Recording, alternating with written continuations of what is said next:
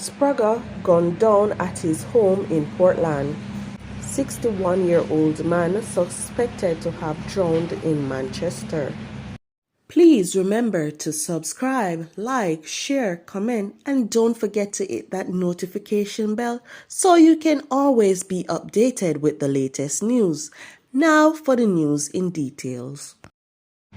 A Portland man who police sources say managed to survive at least 4 gun attacks on him was killed on Tuesday during a daring daylight shooting at his home in Ferry Hill by unknown assailants.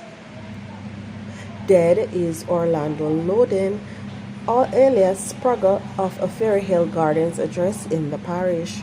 According to the police, Sprague was at his house when about 10:30 a.m.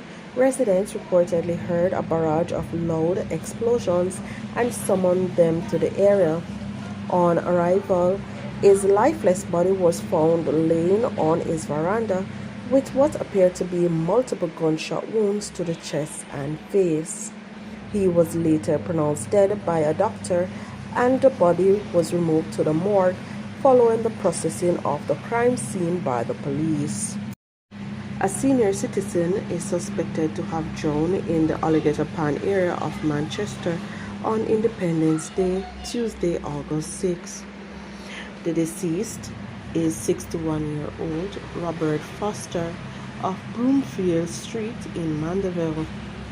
Reports are that about 1:25 p.m. on Tuesday, Foster went swimming in an area known as Sea Rive and got into difficulties and drowned. Residents alerted the police, and on their arrival, the body was retrieved from the water.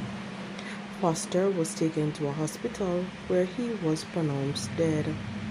A probe is ongoing into the development.